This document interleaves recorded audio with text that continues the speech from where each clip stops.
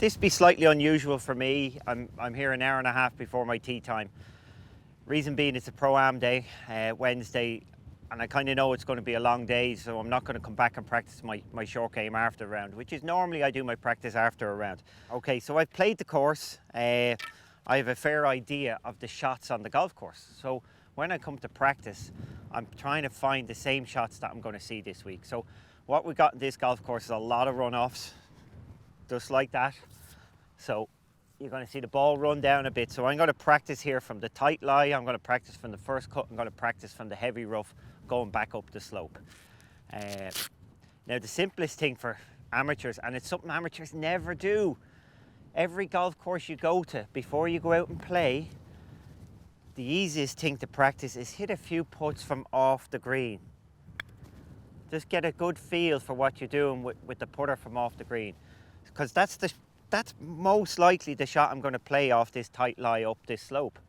I am going to practice my chipping up the slope so that I have a club that if I have to play it, but the more likely chip shot is going to come from the first cut or the rough, most likely going to putt here. So bumping it up to that flag. I'll probably try a couple of different clubs. It looks like just landing on the edge of the green with a gap wedge.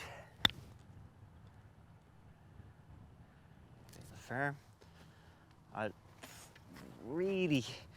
I don't chip and run with much lower than a 9-iron. The lofts are so strong these days, so a 9-iron got that a little heavy, and as you can see, it's going to come right back to my feet. Just keep the camera here.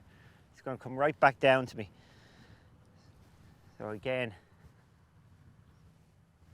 there we go, nice strike.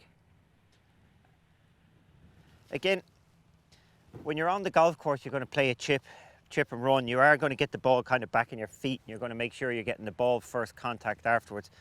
If I was here practicing my technique, I'd spend most of the time with the ball forward and the club face laid back a bit, even though this is a 9-iron, and chip it up more. So I'd be releasing the club more in practice, because even though I might play this shot in tournament play, if you keep practicing that shot, you have nowhere to go. What are you going to do in the tournament? Are you going to play it back here? So it's really not a good habit to keep the ball back in your stance. If you want to go for technique, and you'll see this in Paddy's Golf Tips on YouTube, always keep the ball forward, always try and get loft on the club face, and don't necessarily try and hit a high from that position, just like so. So you can still hit it low enough from there, but it's that way. Whereas in the tournament, I'm certainly going to drive it in more, like so. So I'm seeing from this, my 9-iron, it's very tight around the greens here, very quick, but my 9-iron is getting enough of a bounce up that I can trust it on the golf course if I have to play a chip and run. I take a few balls, Ro. I think where the difficulty comes is when you start getting into these lies.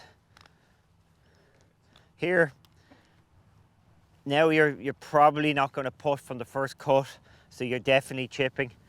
Again, the chip and run, it comes out a little softer from the rough, so it doesn't have quite the drive, it's a little higher, so I'm getting a feel for that.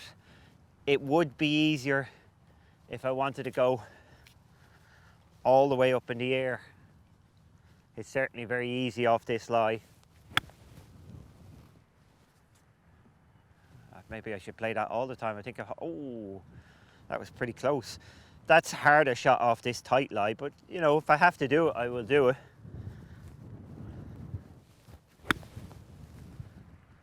Two perfect ones. Better stop practicing that. That's playable. It's high risk. That's why I'm trying to find out my different options.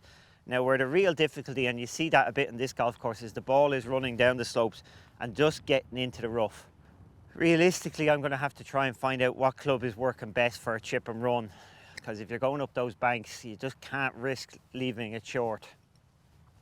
So probably back to my 9-iron.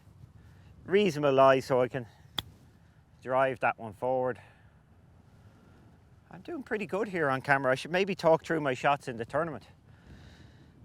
Again, I'm always looking for, you know, I'm not trying to make this easy. I'm trying to find lies that are going to be somewhat mimicking the course, but probably the tougher ones. Yeah, That club is working lovely for these shots. It's coming out nicely. Still has a little bit of go in it. I think pouring a bucket of balls out in the one spot is pointless. It's boring. You got to mix and match clubs, lies, and different positions. So that's why I've gone fairway, first cut, heavy rough. This grass is tough, and you can see that when you take a practice swing, you can see how much of the grass is jumping up. That means that's quite heavy. It's going to catch the club. So the technique for chipping is just very simple. As I said, I've put it on Paddy's golf tips. You've just got to make sure your low point is this side of the golf ball. It's got to be that side of the ball. You can see I'm hitting the ground there. We never want anything that's back here. If it's back here, my weight's on my right side, I'm squeezing in here, I'm trying to get it in the air, we're getting this shot.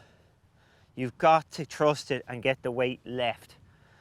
So what you'll see, if the weight's left, you're going to get it matching up with the club going that way, where if your weight's back, you're in here, you're going to fresh air it, and the club is flying through and whipping over the top. So weight left, and you get a little tin. You know, I hit that little tin clean. It's not the end of the world. I'm not going to panic about that. It's not the shot I wanted to hit, but you know, a lot of times you can get away with a little bit clean. And the one thing I don't want is any weight back here on this side. There, beautiful contact strike, like so. So get that weight leaning forward, stay forward. The club sits more like this, and it comes in square to that way, like so. I did find something, I did a thing with you guys last year. Myself and Shane had a chip off, and I found it very interesting that Shane, well, when I hit the ball, I decel the club by bending my arm and pulling my arm into me.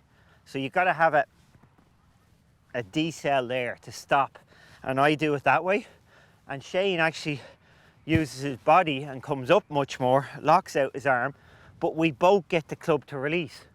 So he's stopping by mimicking his golf swing, or anybody's golf swing, where you're meant to try and you're meant to stretch up and let the club pass you, like so. His chipping action is very similar. It actually gives a great strike. I've tried to get a bit more of that in my own swing, that way, whereas I tend to stay down more and pull my elbow up. That's just natural. It doesn't really matter. What matters is that we both put the brakes on so the club head accelerates. So good practice is to stop and let the club accelerate, like so. So come to a good hard finish. We'll talk about that a little later, maybe on the longer shots. So I pretty much got through what I wanted to get through here. I've seen a bit of rough. First cut was very easy. I've looked at this again. I would say to every amateur out there, you know, if you're at least practice a couple of putts before you go out from off the green. It's just so much easier, so much less stress. We have a choice here. We're at Yas Links in Abu Dhabi here. It's a fabulous setup. We're actually on the par 3 course, and we're using some of the holes. Now I'm going to do a really smart pro trick here. I'm not going to go into this bunker and hit bunker shots into the wind. I'm going to make sure I'm going to go over there and hit them downwind so I don't get covered in sand. So we're going to move over a little bit more.